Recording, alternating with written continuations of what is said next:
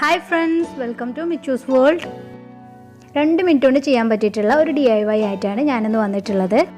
ആദ്യം തന്നെ ഇതേപോലെ മാസ്കിംഗ് ടൈപ്പോ അല്ലെങ്കിൽ സെല്ലോ ടൈപ്പോ ഉണ്ടെങ്കിൽ അത് 2 ചെറിയ പീസാക്കി കട്ട് ചെയ്തെടുക്കണം. ഇനി woollen thread എടുത്തിട്ട് ഒരു പെൻസിലിന്റെ നീളത്തിനനുസരിച്ചിട്ട് കട്ട് ചെയ്ത് മാറ്റുക. ഇനി മാസ്കിംഗ് ടൈപ്പോ അല്ലെങ്കിൽ സെല്ലോ ടൈപ്പോ ഉപയോഗിച്ചിട്ട് ഈ പെൻസിലിന്റെ 2 എൻഡിലായിട്ട് ഈ ത്രെഡ് ഇങ്ങനെ ഫിക്സ് ചെയ്ത് കൊടുക്കണം. ഇനി വേറൊരു ത്രെഡ് എടുത്തിട്ട് ഇതേപോലെ 2 വട്ടം ഒന്ന് കെട്ടി കൊടുക്കണം.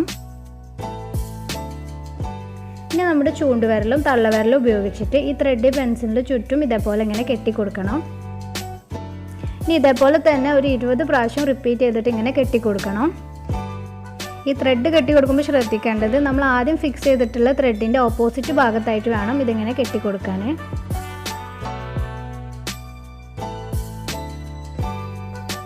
അങ്ങനെ 20 പ്രാവശ്യം ഈ ത്രെഡ് ഇങ്ങനെ ചുറ്റിയെടുത്തിട്ടുണ്ട്. ഇനി ചുറ്റിയെടുത്ത ത്രെഡിൻ്റെ താഴ്ഭാഗം ആദ്യം നമ്മൾ ഫിക്സ് ചെയ്തിട്ടുള്ള ത്രെഡിൻ്റെ ഓപ്പോസിറ്റ് ഭാഗത്തേക്കായിട്ട് നമ്മളൊന്ന് അഡ്ജസ്റ്റ് ചെയ്ത് കൊടുക്കണം. ഇനി മാസ്കിംഗ് ടൈപ്പ് മാറ്റിയതിന് ശേഷം ആദ്യം ഫിക്സ് ചെയ്തിട്ടുള്ള ത്രെഡ് ഒരു വട്ടം നല്ല ടൈറ്റ് ആയിട്ടൊന്ന് കെട്ടി കൊടുക്കുക.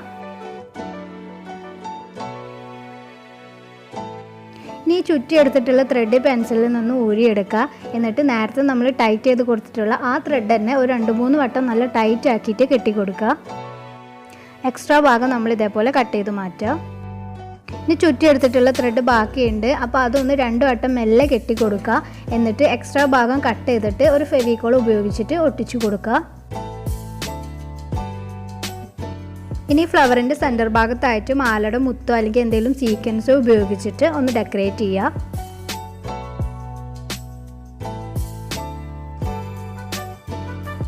ഇനി ഇതേപോലെ ഒരു ഹെയർ പിൻ എടുത്തിട്ട് ഈ ഫ്ലവറിൻ്റെ ബാക്കിലൊന്ന് അറ്റാച്ച് ചെയ്ത് കൊടുക്കുക. ഹെയർ പിന്നിൽ മാത്രമല്ല ഹെയർ ബാൻഡിലും അതുപോലെ വലിയവരുടെ ക്ലിപ്പിലൊക്കെ വെച്ചിട്ട് നമുക്ക് ഡ്രസ്സിന് മാച്ചൊക്കെ ആയിട്ട് ഇതേപോലെ ഉണ്ടാക്കിയെടുക്കാൻ പറ്റും. അപ്പോൾ നേരത്തെ പോലെ ഉണ്ടാക്കിയിട്ടുള്ള ഒരു റെഡ് ഫ്ലവറാണിത്. ഇതൊരു ഇലാസ്റ്റിക് ബാൻഡിൻ്റെ മുകളിൽ എങ്ങനെ അറ്റാച്ച് ചെയ്യാമെന്ന് ഞാനൊന്ന് കാണിച്ചു തരാം. അപ്പോൾ അതിന് വേണ്ടിയിട്ടൊരു ത്രെഡും നീഡിലാണ് ഞാൻ എടുത്തിട്ടുള്ളത്. ഇനി ഇലാസ്റ്റിക് ബാൻഡിൻ്റെ ഏതെങ്കിലും ഒരു ഭാഗത്ത് കൂടെ കോർത്ത് കൊടുക്കുക.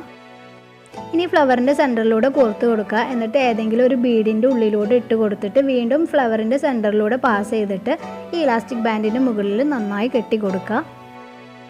ഒരു 2-3 വട്ടം നന്നായി കെട്ടി കൊടുത്തിട്ടുണ്ടെങ്കിൽ നല്ല ഉറപ്പിൽ നിൽക്കും. ഇതൊരു വലിയ ടൈപ്പ് ഇലാസ്റ്റിക് ബാൻഡാണ്. അപ്പോൾ കുഞ്ഞ് ടൈപ്പ് ഇലാസ്റ്റിക് ബാൻഡൊക്കെ ആണെങ്കിൽ നല്ല ക്യൂട്ടായിരിക്കും കാണാൻ. അപ്പോൾ ഈ വീഡിയോ ഇഷ്ടമായിട്ടുണ്ടെങ്കിൽ ലൈക്ക് ചെയ്യാനും ഈ ചാനൽ സബ്സ്ക്രൈബ് ചെയ്യാനും മറക്കരുത്. അപ്പോൾ അടുത്തൊരു വീഡിയോ ആയിട്ട് വരാം. ബൈ.